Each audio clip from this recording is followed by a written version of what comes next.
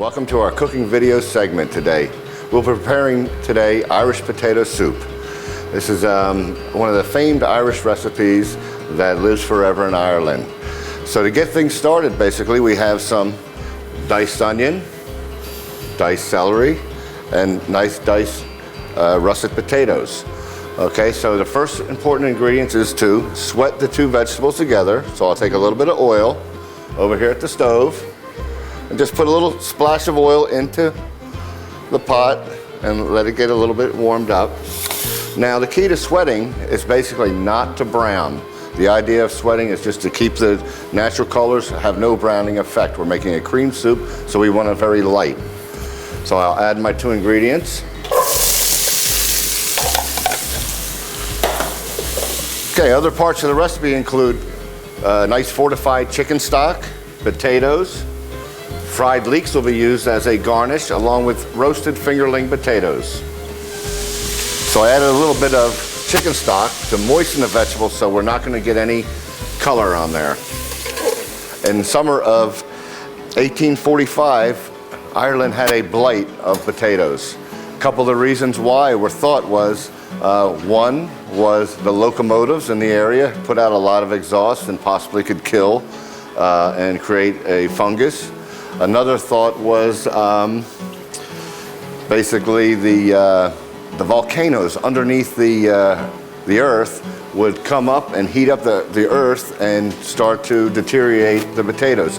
What happened was they harvested all the potatoes in one particular week, and then within 2 weeks they started getting slimy. And so what they did was to harvest them all, and this was the first part of the problem with the Irish potato famine. That's a little bit of history tacked for that.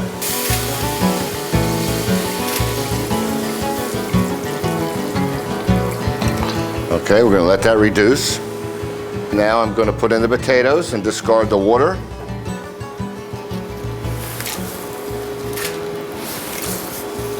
We have a real nice dice for even consistency in cooking. All right, now we're going to let that thing simmer for about 40 minutes. Okay, with the famine, almost 200,000 people had died during this time period. That's in 1846. And at that time, the country was under British rule. So they had felt that the British people saw that the poverty and the food products was no existence because of everything was contaminated there. So they started putting large working kitchens into the country to help to feed the people. Okay, now one of the ingredients that was one of our toppings is fried leeks. So I had julienne leeks, very fine, as you can see. And we're gonna start these in cold oil. Leeks are very fine, and if you start them in hot oil, what happens is they will brown too fast and they'll be undercooked and they'll sort of burn before they get crispy.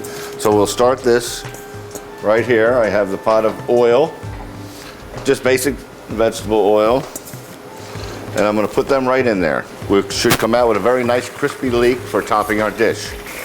Okay, so now we're gonna take our leeks out of the oil, and if you see, they're crispy, but they still have maintained somewhat of the green color. They're very, very crispy. That's just how we want them. Okay, at this point, we're about ready to puree our celery, carrots, onions, and potatoes and chicken stock. Now this is a little hand portable immersion blender.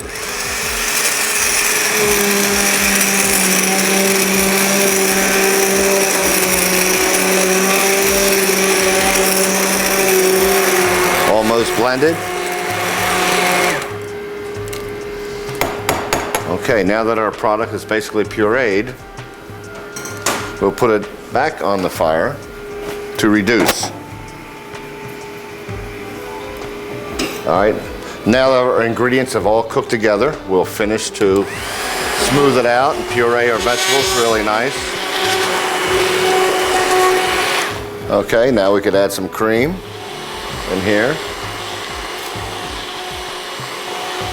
Okay, that adds some richness. Alrighty, we'll put it back on the fire for a few minutes, adjust our seasonings, basically with salt and pepper. It's not a lot of fancy ingredients to this dish. Something very basic that anybody can make at home. So we'll adjust our flavors with some salt and pepper. We have a very nice, rich, pureed soup that I will bring to the table for plating.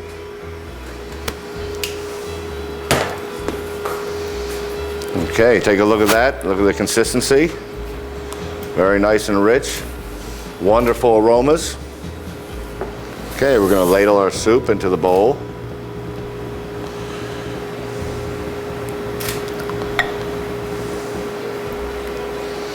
Very nice and expensive meal.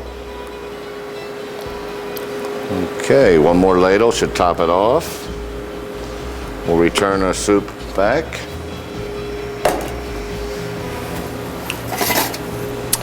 Okay, from here we're going to just take some of our fingerling potatoes and float them on top as garnish. There's some of them are going to sink a little bit to the bottom, but it'll add a little bit of texture into our puree. Here's our crispy leeks.